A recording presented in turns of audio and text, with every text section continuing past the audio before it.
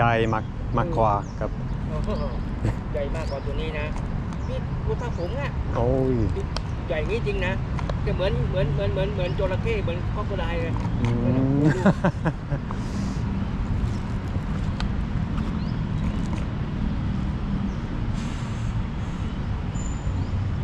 น่ากลัวนะครับ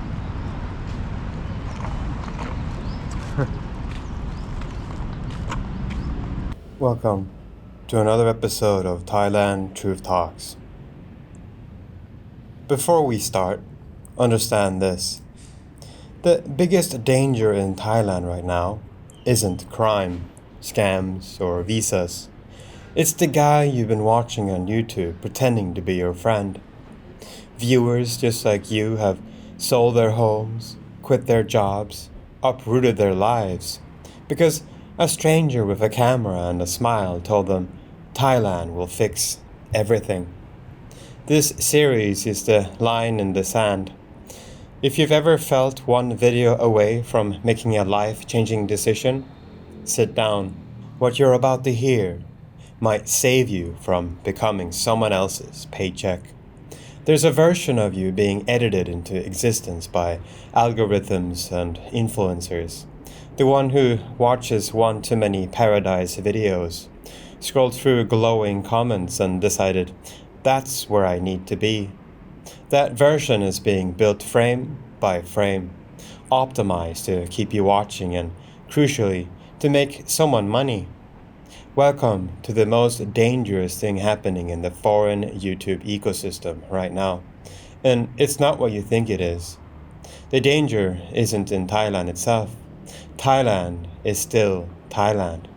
The danger is in the lens being built in your brain, frame by frame, monetized message by monetized message.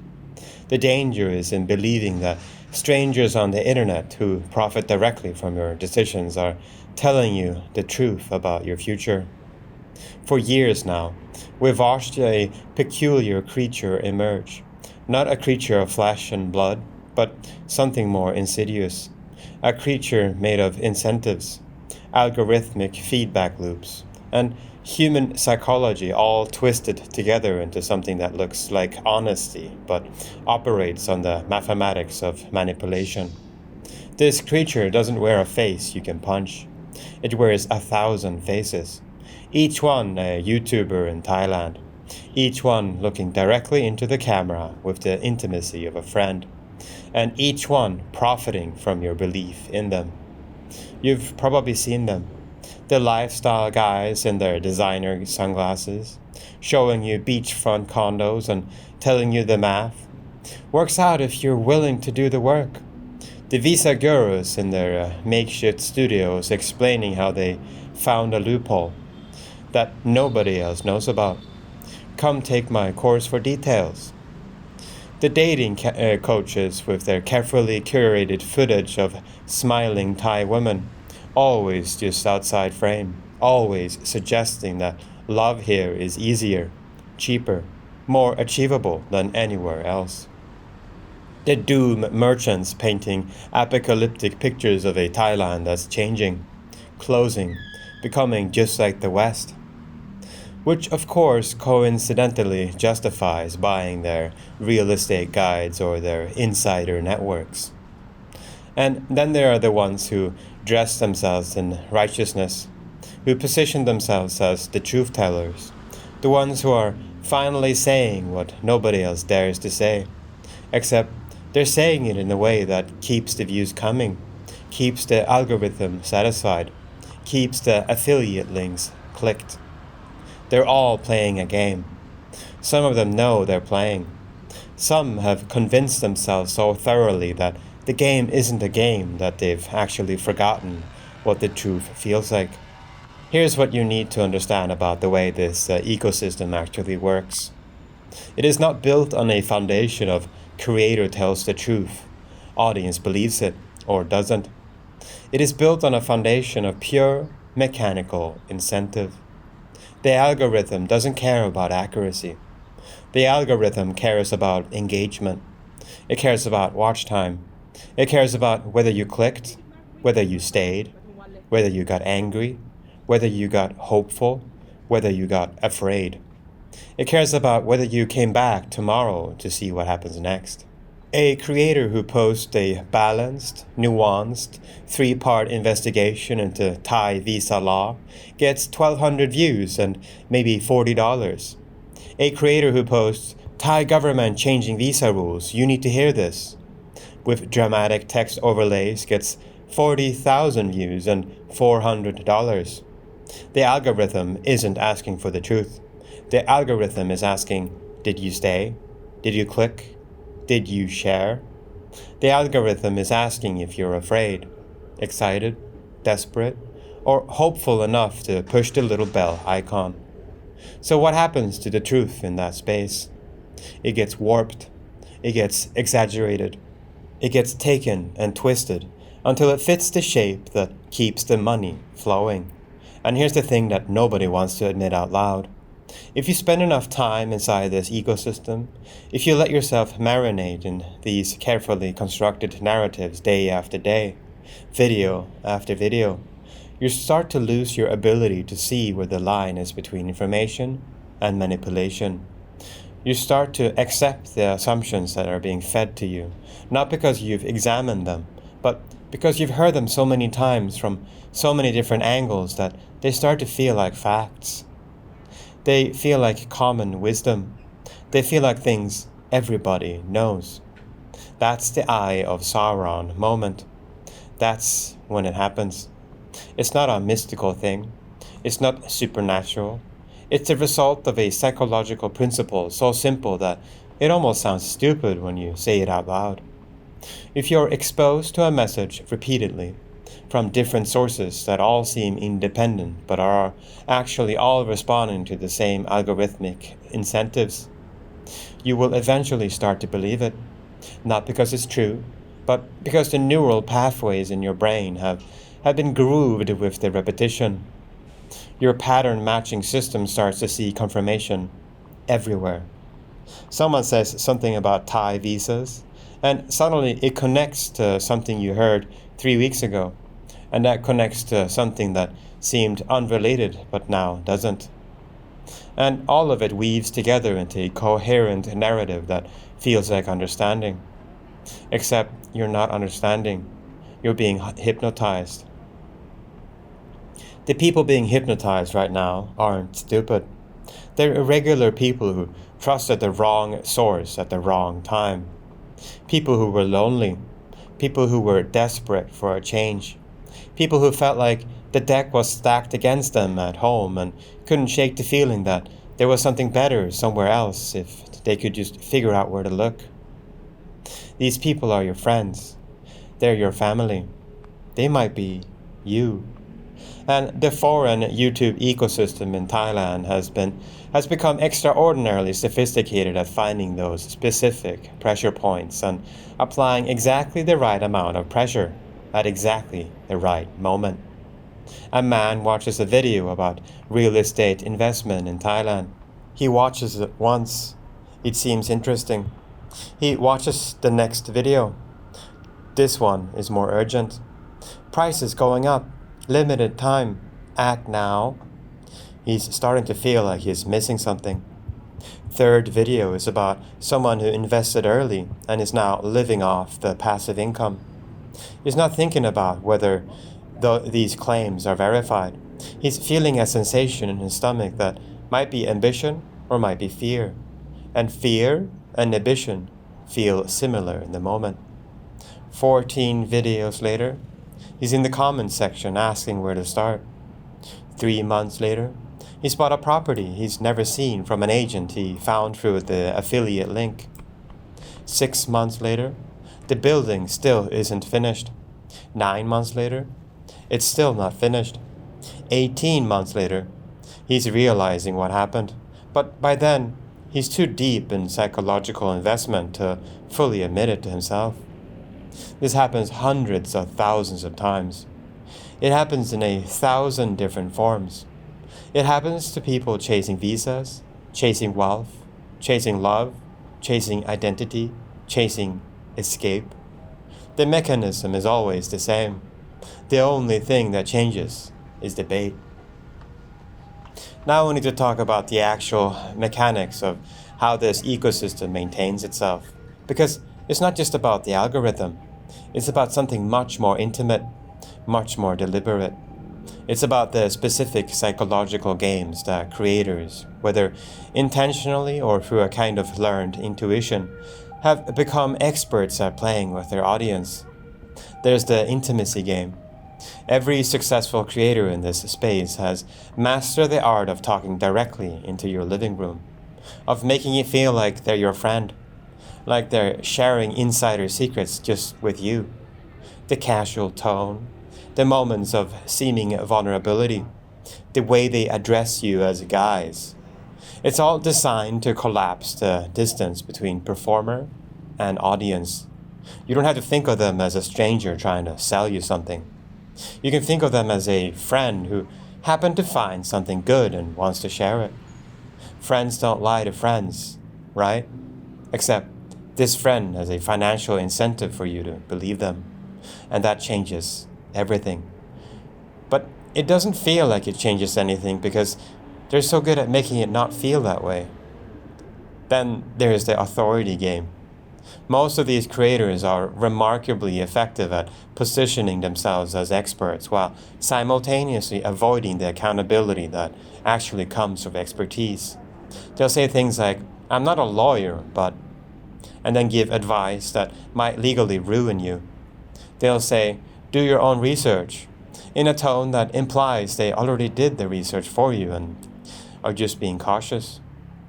They'll surround themselves with just enough jargon and just enough confidence to trigger the part of your brain that associates expertise with truthfulness, when really what they're doing is performing the aesthetic of expertise.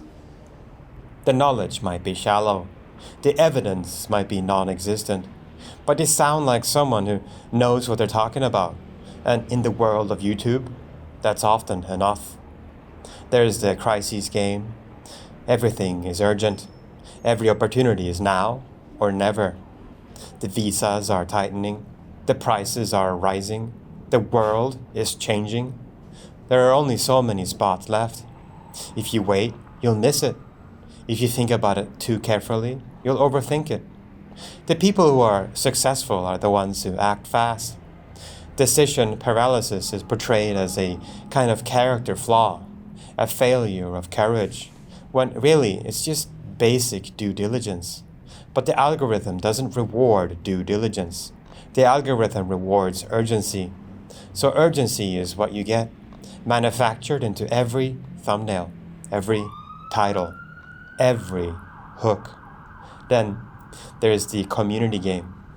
Once you've bought into someone's worldview, once you've made a decision based on their advice, you become invested in defending that decision. You join their community of true believers. You watch their videos not as an outside observer, but as a participant. When someone criticizes them, you feel personally attacked. When they succeed, you feel like you're succeeding. You've wrapped your identity up in their authenticity, and now you have a psychological incentive to keep believing they're authentic, no matter what evidence might surface to the contrary. You've become part of the ecosystem. You're no longer a consumer of information. You're a vector for the spread of their narrative. This is where we arrive at the real crisis point. It's not that there are people making money from content creation in Thailand. That's been true for years. It's not even that some of them are exaggerating or being misleading. That's always been true of entertainment and persuasion. The crisis is that the scale of the operation has exploded. The psychological techniques have become more sophisticated. The financial incentives have become more intense. And the consequences for the people who believe these narratives have become genuinely devastating. Real people have lost real money. Real people have made real decisions about their lives, about their relationships, about their legal status in Thailand based on information they got from YouTube creators who were optimizing primarily for clicks. Real people have moved to Thailand expecting one reality and found another. Real people have entered visa gray zones believing the narrative that everyone does it. Real people have fallen into affiliate funnels and bought courses and joined investment schemes that were designed to make the creator money, not to help them build the life they were promised. And the thing that makes this all possible, the architecture that holds it all up, is the fact that this ecosystem has become incredibly good at sorting people into different categories based on their vulnerabilities and their dreams, and then serving each category exactly what they want to hear. The real estate guys are selling the dream of passive income, financial freedom, that you can make money while you sleep. They're targeting people who feel trapped by jobs, by the grind, by the sense that conventional paths lead nowhere. They're showing them beachfront condos and saying, this is the escape route.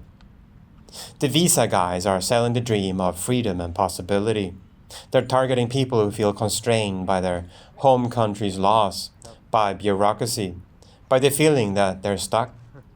They're showing them loopholes and workarounds and saying, here's the way through. The dating coaches are selling the dream of romantic success and male desirability. They're targeting men who feel rejected, overlooked, emasculated by the sexual market in their home country. They're showing them footage of beautiful women and saying, here, you matter. Here, you're desired. The lifestyle guys are selling the dream of the perfect life.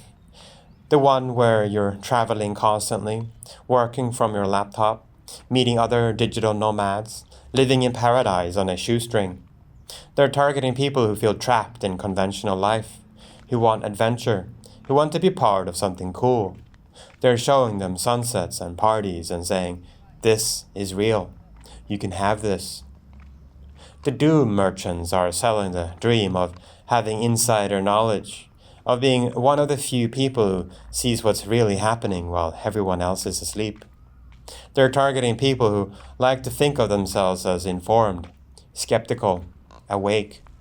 They're showing them data and worst-case scenarios and saying, only people who took action early will survive what's coming.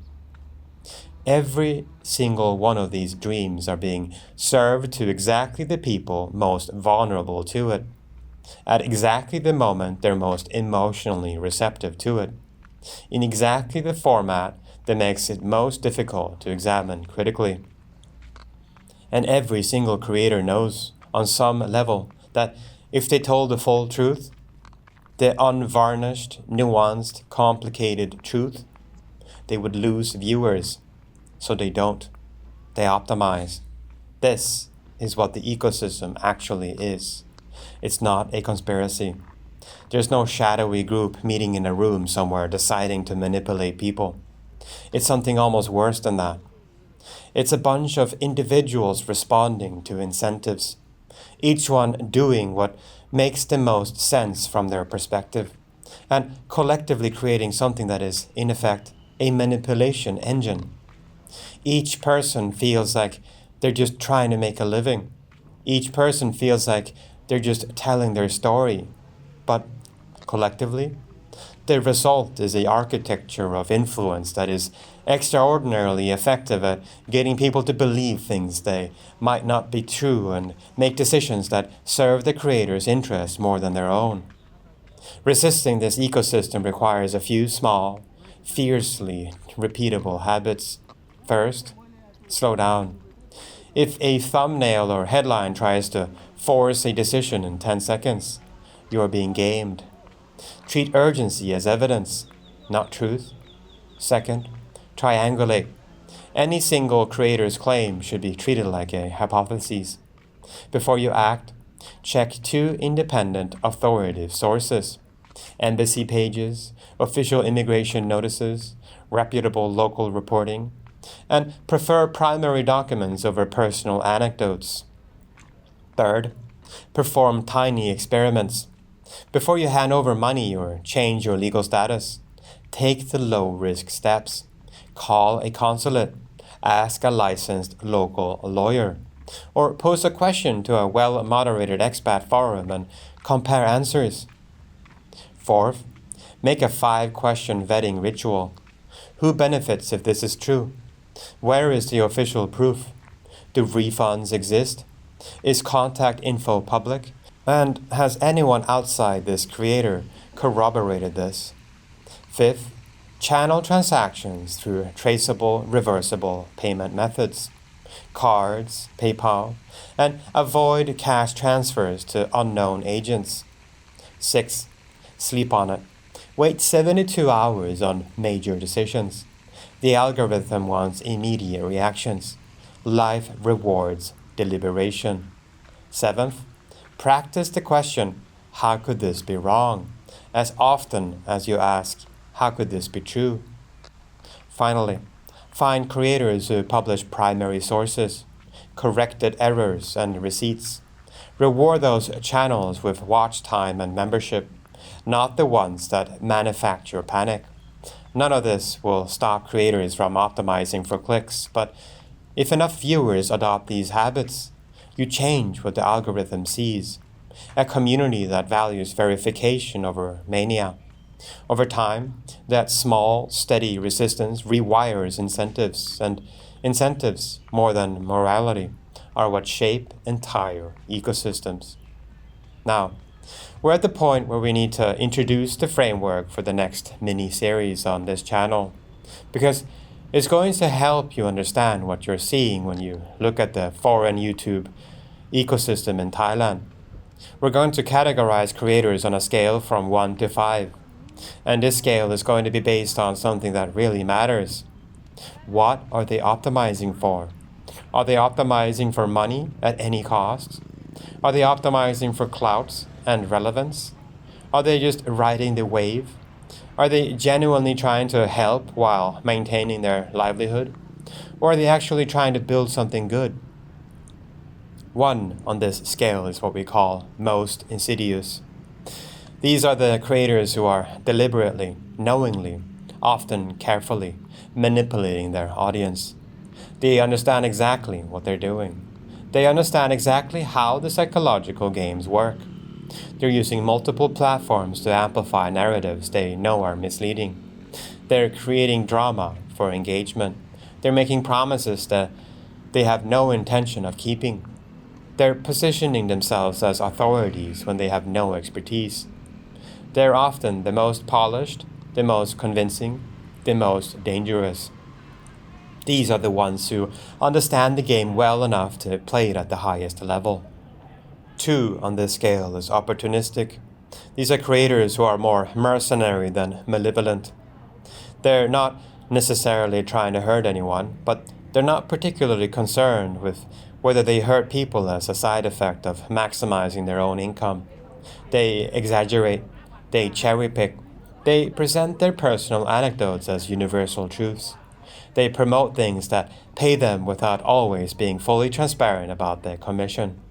They're riding the wave of the algorithm, creating whatever gets engagement, believing that if they're popular, they must be doing something right. They're comfortable with ambiguity when ambiguity is profitable.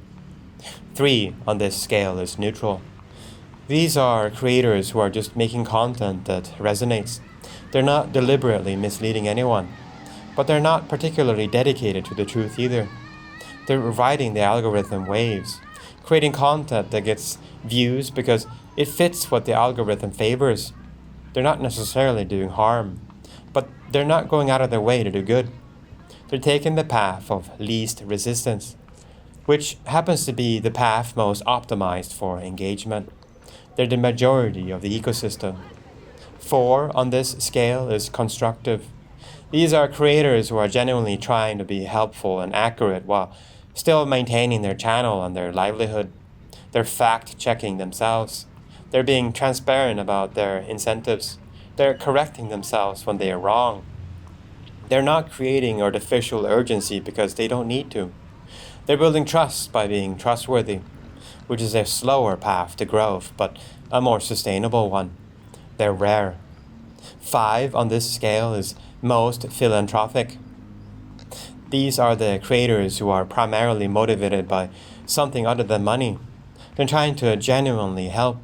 They're transparent about everything. They have no affiliate links because they don't want the incentive. They make corrections publicly.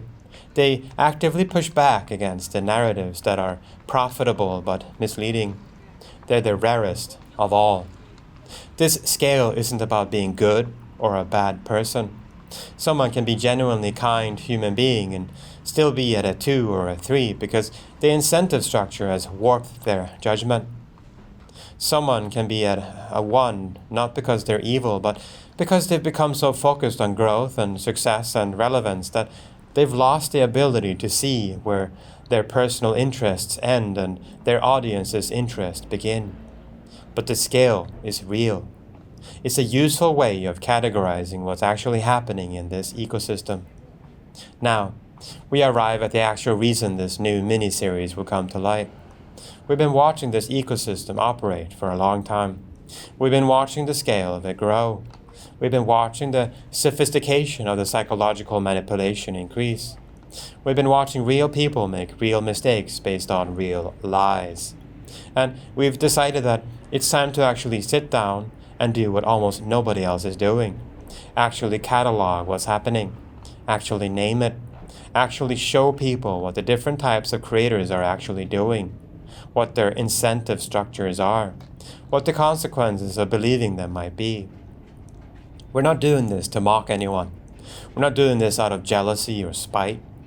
We're doing this because we believe that people deserve to understand the ecosystem they're consuming from. We believe that you deserve to know whether the person you're watching is genuinely trying to help or whether they're optimizing for your belief in them. We believe that clarity matters. We believe that seeing the machinery work is the only way to not get caught in it. Over the next 5 episodes, we're going to identify the most prominent types of foreign creators operating in Thailand and show you exactly how they work. We're going to show you their narratives, their incentive structures, their psychological tactics, and most importantly, the real consequences of their work. We're going to do this in a way that's fair but unflinching. We're going to show you what authenticity looks like when it's performed as a tool of persuasion. And we're going to show you what actually integrity looks like when someone is trying to build something meaningful. This isn't going to make us popular in certain circles.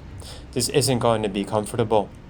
Some of what we're going to say is going to upset people who build their lives on these narratives, who have wrapped their identity in believing their favorite creator, who have made real-life decisions based on what they've been told.